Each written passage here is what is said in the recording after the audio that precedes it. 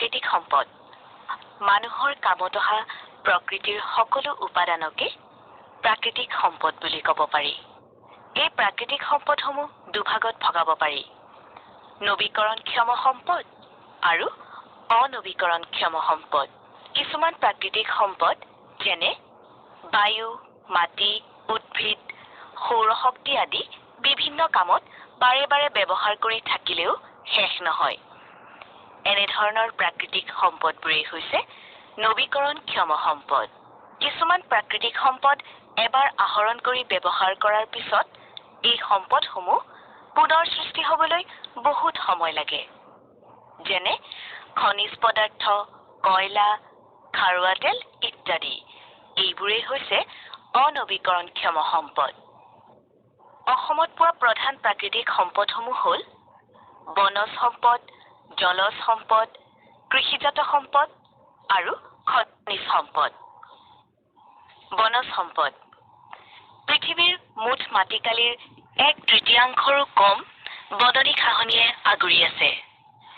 বনজ সম্পদসমূহ প্ৰধানকৈ উষ্ণতা, বৰষুণ, জলীয় ভাৱ আদি কাৰকৰ ওপৰত নিৰ্ভৰ কৰি বিকশিত হয়। অৰণ্য হ'ল স্বাভাৱিকভাৱে নৱীকৰণযোগ্য সম্পদ। অসম ৰাজ্যখন বনাঞ্চলেৰে ভৰপূৰ। এই বনাঞ্চলসমূহত বহুতো মূল্যৱান উদ্ভিদ পোৱা যায়। অসমৰ নামনি অঞ্চলত শাল, চেগুন, গমাৰি, শিশু, আজাৰ আদি মূল্যৱান কাঠ পোৱা যায়।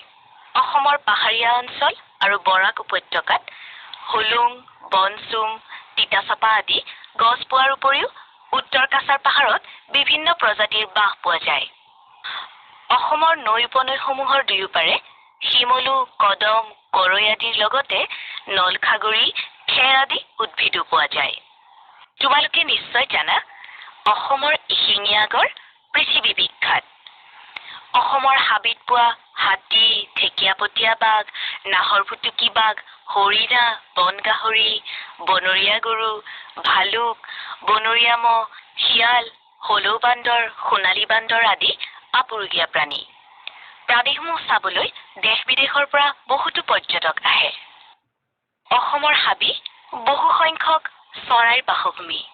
যেনে ভাটৌ, মইনা, শগুন, ফেঁচা, ময়ূৰ, দেওহা, ধনেশ ইত্যাদি। উদ্ভিদে আমাক অক্সিজেন যোগান ধৰে, বন্যপ্ৰাণীক আশ্ৰয় প্ৰদান কৰে, মাটি সংৰক্ষণত সহায় কৰে, ভূতল জলবৃদ্ধিত সহায় কৰে আৰু গোলকীয় উত্তাপ হ্ৰাস কৰে। এতিয়া তোমালোকক ক'বলৈ লৈছো জলজ সম্পদৰ বিষয়ে। পৃথিৱীত প্ৰাণী আৰু উদ্ভিদ বৰ্তি থাকিবৰ বাবে পানী অপৰিহাৰ্য। পানী এবিধ নৱীকৰণযোগ্য অজৈৱিক সম্পদ। পৃথিৱীৰ উপৰিভাগৰ প্ৰায় 2/3 পানীৰে আবৃত। অসমৰ দুখন প্ৰধান নৈ হ'ল ব্ৰহ্মপুত্ৰ আৰু বৰাক। নদীৰ সুবিধাজনক স্থানত বান্ধ দি জলবিদ্যুৎ উৎপন্ন কৰা হয়। নৈ উপনৈসমূহৰ বালিৰে ঘৰ-দুৱাৰ, ৰাস্তা আদি নিৰ্মাণ কৰা হয়। নদীৰ দাঁতিকাষৰীয়া অঞ্চল পলস পৰি সাৰুৱা হয় বাবে খেতি কৰাৰ বাবে উপযোগী। ব্ৰহ্মপুত্ৰ নৈত পোৱা শিশু হ'ল পৃথিৱীৰ এবিধ বিৰল প্ৰজাতিৰ প্ৰাণী। কৃষিজাত সম্পদ। মাটিৰ গুণাগুণ আৰু বৰষুণৰ ওপৰত নিৰ্ভৰ কৰি অসমত ভিন ভিন খেতি কৰা হয়। গ্ৰীষ্মকালত অসমত যথেষ্ট বৰষুণ হয়। এই সময়ত ধান, মৰাপাট, লাও, জিকা, ভোল, কোমোৰা আদিৰ খেতি কৰা হয়। শীতকালত অসমত বৰষুণ কম হোৱা বাবে ঘেঁহু, গোমধান, সৰিয়হ, আলু, ফুলকবি, বন্ধাকবি, গাজৰ, নেমু, বিট আদিৰ খেতি কৰা হয়।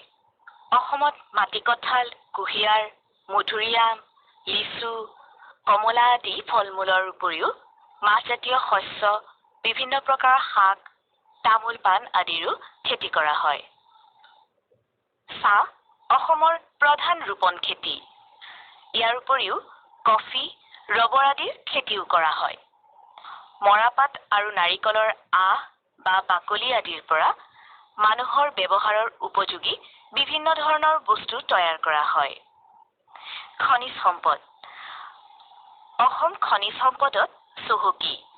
অসমত প্ৰধানকৈ কয়লা, খাৰুৱা তেল আৰু চূণশিল পোৱা যায়।